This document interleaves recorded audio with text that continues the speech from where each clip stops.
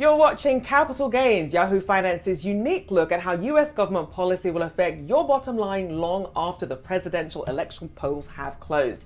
Now, of course, this is the home stretch, the final few days ahead of November 5th. So we're going to be breaking down what's still left at stake here. And of course, we're also going to be hearing from Arizona Senator Mark Kelly coming up in the show as well. So, of course, we want to also look at some of those betting and billionaires, two topics that have been very hot on the presses, and really talk about some of their influence in this. And of course, I have to bring in my co-stars, Ben Werschkul and Rick Newman, to break it all down for us. So, Ben, let's start with your trusty note cards to set the scene for us. What are you watching? For sure. I've got one of the B's. I've got billionaires here. So it's another week, another card full of billionaires. We've talked about their influence and their money. This week, I think the theme is their plans. They're especially on the Trump side. They're actually it's like a billionaire agenda being laid out. The first one is, as always, is Elon Musk. He said that his Department of Government Efficiency could cut $2 trillion from the federal budget. That got cheers at Madison Square Garden. But perhaps people don't realize that the entire U.S. discretionary budget is $1.7 trillion. So that's a very deep cut. So Rick, Rick, you wrote on this nicely this week. So there's a lot to unpack there. Two others that also kind of laid out agenda. The second is John Paulson. He's the billionaire financier who gave a really unusual interview with the Wall Street Journal that was basically, here's what I'm going to do at Treasury if Trump wins and if Trump picks me. Two big ifs there. A lot of it is working with Elon Musk to cut government spending. He's also talking about cutting the clean energy credits and kind of gutting the IRA. Those unpopular amongst Republicans energy credits that would save about $900 billion over a decade. So it gets you about maybe 9% of the way there on Musk's goal. And then the third is Howard Lutnick, to mention briefly. He's the co-chair of Trump's transition team. So he's got an official role. He's also the CEO of Cantor Fitzgerald. And he was at MSG prompting Elon Musk's $2 trillion cut. He was also talked there about the income taxes, getting rid of income taxes, and why the 1890s were so great. You can Google a story I wrote on the 1890s to understand why Trump thinks that. And he also kind of went full anti-vax on a CNN appearance. So he's also kind of laying out their agenda there. So those three are really kind of outspoken, not just in their support of Trump, but also what they would do. So this is just the new populism in America. Just put billionaires in charge of everything, and I guess everything will be great. Half of me hopes that Trump wins and he actually tries to do all this stuff, because everybody who blithely says, cut all the discretionary funding. I mean, so we're not going to have any highway repair. All the international highways are going to fall apart. Airports will stop working. There will be nobody will ever answer a government phone anymore. You want to call Social Security with a question, you're going to get a bot. You're going to get Elon Musk's artificial intelligence company trying to answer your question. Everything is going to be funneled through Elon Musk's new website, x.gov. And nothing's going to work in the country anymore, but the billionaires will be fine because their taxes will be lower, and they will, of course, be creating all these jobs by hiring robots. So I guess that's the plan. I mean, so these are the smartest guys in the room, right? This is Elon Musk. He founds multi-billion-dollar companies. John Paulson looks at extraordinarily complex trades, figures out how to make billions of dollars shorting this and that. But these guys never took a high school civics class. I mean, come on. It's not a couple of guys who sit around and slash the government and cut it the way Elon Musk tried to cut 80% of Twitter after he bought it. Congress decides, and this is why I really hope these guys do it, so that Musk presents his plan. He says, okay, Congress, here's how to solve this problem. Everybody hates the government. Here's how you do it. Now, Congress, all you have to do is do all these cuts. And everybody knows what's going to happen. Congress is going to say, no, I don't think we can cut these departments, and everybody's going to have a reason, because every member of Congress has some stake, some turf in some portion of the federal government, and they're not going to give up their turf because turf is power. So I sort of hope we go through this exercise for 4 years and find out how futile it's really going to be. I mean, Rick, that's a pretty heavy bet, though, considering if it's wrong. I mean, we're still stuck in that situation for 4 years of this head scratching in Congress. But I am curious, a lot of the things that people are searching for at the moment in this home stretch, it was things like election integrity? Are people going to, accept or concede whatever the outcome is? And even sort of comparing their confidence in different candidates' approaches to things. But there's so much misinformation and even some fake ads that are also running, which is still protected by free speech. I'm not really sure how people are supposed to filter through all of this. Ben, is there something people should be paying attention to when they're trying to sort of wade their way through this in these final days up to the election? I mean, the famous joke about uninformed voters is the government needs to keep its hands off my Medicare. Go ahead, Ben. Yeah, and it's also that just that they're kind of getting every message at this point. So I don't have any advice for voters because it's just they're being flooded. If you live in Philadelphia right now, you are getting 10 pieces of mail a day that all say that some of them say false things. Every ad on TV is that. So it's an absolute flood right now. And I think to your point about the misinformation, I think there's going to be a lot to figure out and to go through about dark money and the role in the campaign. A lot of that misinformation is coming in these mysterious ways. So it's going to be something that we're going to dig over for a long time after the election. I will defend traditional media, though. I mean, Yahoo Finance is doing a terrific job guiding in my opinion. I guess I'm biased, but I think we're doing a terrific job, including our personal finance team, guiding people through. Ben, you've written tons of stuff on here's what this policy would mean, here's what this other policy would mean. The information is there, and it is trustworthy information if you get it from the right source.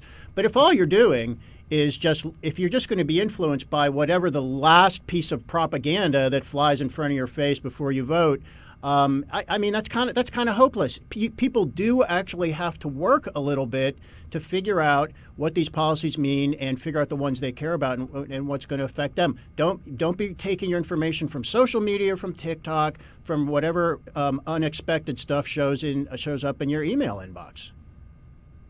I will say that when I was looking on Facebook and I saw this ad, it looked like a Harris ad. It was from a company called Progress 2028. But then when you dug a little deeper, and Open Secrets has been reporting on this, it turns out that it's actually bankrolled by Building America, and it's actually a pro-Trump PAC. And what it's doing is it's saying some of her policies. And it's Musk supported as well, so it's like even the information that you think is a political ad. This has been reported by others, but it's a Musk dark money operation that sort of made up this pretend Project 2025 for the Democratic side, and they're pumping voters to it. What sources should they be looking at? If you don't know where it comes from, don't believe it. Go find. You have to know whom to trust for your sources of information. It doesn't have to be Yahoo Finance. I mean, there are moderate news sources, which I think we are. There are conservative news sources that are good at telling you the truth. You have to know who they are. It's not a simple process. You can't just say these are the 10 to trust because people have all different points of view. You have to find people you can trust who sort of share your point of view. But they're out there. You just have to work at it. And if you're only starting now, it's too late. Indeed, as we are counting down to the final few days here for the election, we have to take a quick break, but Capital Gains will be right back after this.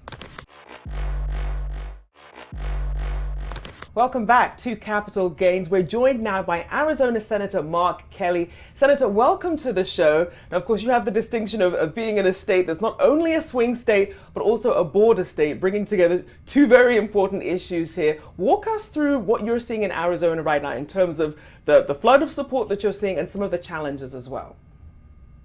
Well, Rachelle, I've spent the last couple of weeks flying all over the state. I've been up in Window Rock, which is on the Navajo Nation, also Tuba City, Casa Grande, Phoenix, Flagstaff, Sierra Vista, Yuma. That's just in the past week. And yeah, you're right. There's a lot of support. We have an army of 120,000 volunteers who are knocking on doors, making phone calls, writing postcards, making sure we get the vote out. A lot of issues here in national issues that affect Arizona directly. One you mentioned is the border. Border security is always a big issue for us.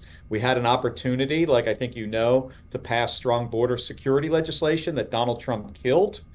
Really hurt Arizona. We're also, dealing with this issue that just came up last week about the Chips and Science Act and his reaction to a significant accomplishment of this administration, bringing semiconductor manufacturing back to the United States. Yeah, Senator, I wanted to follow up on the CHIPS Act because I've been following that closely. I know you were an author of that bill. What I'm curious about, sort of after Trump's comments last week, are you hearing from the companies on this? He called it sort of the deal would be so bad and that he could change it. Are TSMC and Intel, which are big in your state, and I know you've been in touch with, are they in touch? And what are you telling them if so? Well, I was in touch with TSMC, last week. I was talking to the CEO, and I'm constantly on the phone with the Secretary of Commerce, the CHIPS office at Commerce, the companies here. I visit the companies frequently. Specifically, though, your question was about what the former president has said. Not yet, though I expect to. I mean, if he was successful next Tuesday in this election, I don't think he's going to be. That would be, if he was to follow through on what he has said, and we all need to expect that he would, this would be incredibly damaging to our economy here in Arizona and in other states, Ohio and Texas, but really across the country when you consider, the scope and the breadth of semiconductor manufacturing and what we're trying to do here. It would also be damaging to our national security. But I imagine between now and the election, folks know that both campaigns are working really hard. And I expect that Kamala Harris is going to win here in Arizona and be the next president. And we're not going to have to deal with this direct assault on our economy and our national security that's coming, brought to you by Donald Trump. So, Senator, I want to ask you, because a lot of the narratives that we're hearing on the campaign trail versus some of the realities of what's actually happening, there's a lot of grievance politics, but that seems to be outweighing a lot of the economic gains and the progress that we've seen on inflation, which is moderating. How does the campaign overcome the grievance politics that people are really locked into? Well, I think it's to rise above it. I know that can be hard when we're running against a candidate here that has probably more grievances than any presidential candidate in U.S. history, who has spent the last 10 years trying to divide this nation, who is not presidential, who's now a convicted felon. So that's a challenge. But I think it's important that we continue to focus on the issues that matter to the American people. And in Kamala Harris, we've got a vice president here who's running for president, who wants to be a president for everybody, who is focused on bringing down costs for American families, who wants to restore women's reproductive rights, who wants to continue to strengthen our alliances. We've been able to do that a little bit over the last 3.5 years. Donald Trump has shredded our alliances, and we are less safe as a nation because of that. So we've got a lot of work to do. I think it's important to focus on the issues. It's sometimes hard to do that when you have a former president that all he seems to care about is dividing this nation by race and gender and wherever he could find an opportunity. Some of Trump's allies and surrogates are developing these plans to come in and cut government spending, cut the size of the government. I mean, Elon Musk wants to run an efficiency commission. John Paulson, who might be Secretary of the Treasury in a Trump administration, says, yeah, I'm going to help Elon cut the government. And, we were talking about this before. Outside consultants don't get to cut the government. I mean, Congress gets to decide what the government spends and what agencies get funded. I mean, what's the reaction in Congress, including among Republicans, when they hear Trump people saying, "Oh, we're just going to come in, we're going to cut this, we're going to cut that"? Well, I haven't heard their reaction yet. We haven't been in session, since this new government efficiency thing, this new idea has popped up in the last, couple of weeks. Elon Musk is not the guy to do this. You're right. This is the role of Congress. But a president does have a role. I mean, when you look at 2017, the giant tax cut he gave to the wealthiest Americans has added trillions. I mean, that was $1.7 trillion tax cut that was added to the debt. So we do have to get our spending and the tax policy under control. And Donald Trump has made it very clear that he is not sticking up for everyday Americans. Kamala Harris wants to give a tax cut to 100 million middle class and everyday folks. Donald Trump, we should expect that he said he wants to continue the tax cut he put in place for billionaires. That's not good for the American people. That's not how we improve the economy. I mean, the economy grows when we lift up the middle class. And Donald Trump just doesn't seem to get that. Senator, what's the issue? We've talked so many issues that are impacting this race. What's the one that keeps you up at night? What's the one that sort of worries you that your prediction of a Harris win in Arizona might not come true? What do you think could break Trump's way? We've got a war in the Middle East. We've got Russia in Ukraine. We've got the former president just wants to cozy up to dictators and seems to have some kind of weird relationship with Vladimir Putin, who's a dictator who's killing innocent Ukrainians. And that issue, those issues are what keeps me up at night. But I do worry about this election. I mean, this election is going to be close. I've also been traveling to other battleground states, North Carolina, Georgia, Pennsylvania, Michigan, my wife Gabby Giffords as well. We've been on the campaign trail for about 10 weeks straight now. So I'm concerned about next Tuesday. I'm pretty sure Kamala Harris is going to win here in Arizona. It's going to be close. And I'm pretty sure she's going to win this election. But people have got to understand that the consequences of this election are so significant. They should not, if they're supporting Kamala Harris and they realize that she's going to take this in the right direction, our country in the right direction, people need to vote. If Kamala Harris wins, what needs to happen next with regard to support for Ukraine? Do you see more money coming? Do you see relaxation of U.S. policies toward the use of U.S. weapons, perhaps in Russia and things like that? Well, I think she's going to be her own person, her own president. I don't expect to see exactly, the same policies that were under Joe Biden. She's made that clear. I've worked with her on this issue. She supports Ukraine. That is not going to be in question. Under Donald Trump, I think there's a good chance he's going to abandon Ukraine, and the consequences to our NATO allies are significant. I was about 2 to 3 months ago, I was in the Baltics, Estonia, Latvia, Lithuania. They're terrified of being invaded by the Russians. And the success of Ukraine with our support is key in whether or not they are safe and their future is secured. And they know that that is at risk under Donald Trump, and that Kamala Harris there might be some changes in policy, maybe weapons use, maybe the kind of combat power we share with the Ukrainians, but they're confident that America is going to be standing with Ukraine and with our NATO allies under a President Harris presidency.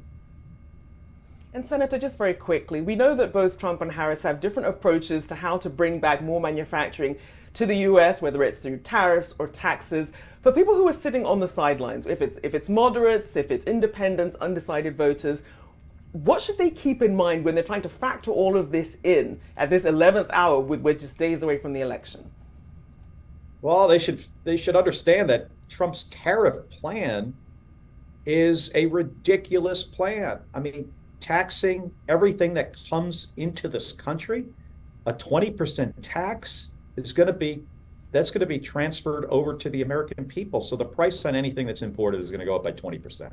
That's going to cost every American family $4,000 a year minimum. That is a significant hit on families' finances. Donald Trump just doesn't seem to understand this. I mean, he's a guy that under his presidency, 200,000 manufacturing jobs were shipped overseas. And his plan to bring down costs for the American people are these tariffs, which does exactly the opposite. It raises costs for the American people. I mean, Kamala Harris has plans to start real manufacturing in a lot of different industries here: aerospace, biotech, semiconductors. She worked with us on the Chips and Science Act. That legislation just here in Arizona has produced $100 billion of not government investment, but private investment, 65 billion of it coming from the Taiwan Semiconductor Manufacturing Company, TSMC.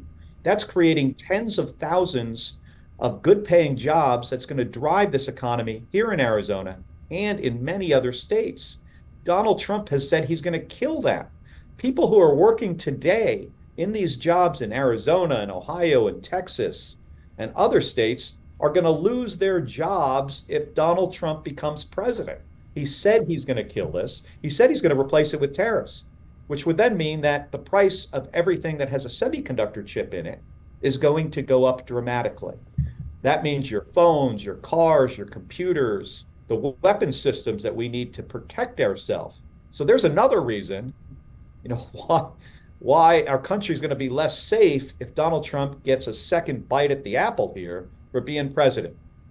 Well, we'll see if that messaging goes through, because obviously still a very, very tight race, despite a lot of people knowing that information. But Arizona Senator Mark Kelly, we appreciate you taking the time to join us on Capital Gains. Thank you, Senator. We'll have to leave the conversation there. Thank you so much. Well, thank you. Well, Rachelle, I also, for you guys too, I mean, I know the tariff thing can be kind of complicated, for folks, and it should really be on you, Yahoo Finance, other, media that focus on business to clearly explain what this means for the American people. We're on it. Thank you in advance.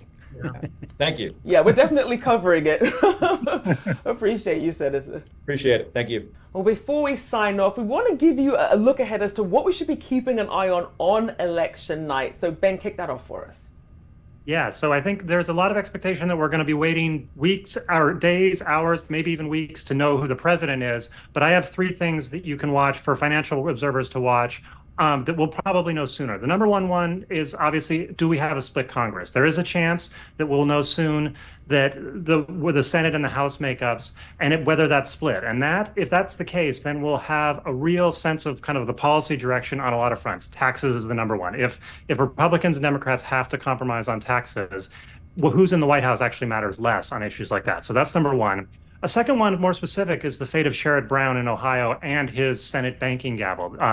I can tell you that Jamie Dimon, folks like that know who Sherrod Brown is. He's a senator there who kind of heads up enforcement there, and he's in a really tight race. So he could lose his gavel, or the Democrats could lose the Senate and he would lose his gavel. So that's a real significant one for that sector in particular. And then the third that I'm going to be watching closely is what the exit polls say on the economy, what people think of the economy. It's going to be a real kind of comprehensive look at what people think there, and hopefully answer some questions about that we've been talking about all year about how are voters thinking about their own personal situations in the economy, and are they still in such a bad mood as they've been all year? I've only got two. I set up a new Twitter feed under my Twitter account with about 10 or 11 people good to follow on election night specifically, who will provide good insights about what all the data is telling us. Anybody who wants to follow that list, it's public. You can just let me know at my Twitter is at Rick J. Newman, and I'll make sure you can follow that list. And the other thing is, guys, I made a Trump trade, and I'm very excited about this. And I'm going to be watching what's happening with shares of DJT, that's Donald Trump's company, because I bought an options contract. I bought a put on that stock, and I've written a story about that people can check out. Everybody, check out my Trump trade. I cannot wait. We're going to be following along very intently. I can't wait. We're going to be blogging, so Ben and I will be live blogging election night, so I'll be telling everybody. I'm sure everybody's dying to know what seems to be happening with my Trump trade. That's right. And of course, everyone could also join us the day after the election, November 6th at 8 a.m. Capital Gains and the entire Yahoo Finance team are going to be having an election special. We'll get to see reaction from the markets, see perhaps international reaction as well, and really see how things are landing. And as you said there, Ben, we may know something then. It may be hours, it may be days, maybe weeks. As we know, this will be a very, very contested election, and we'll have to see just how accepting the losing candidate is. But that does it for this edition of Capital Gains, but we'll see you next time.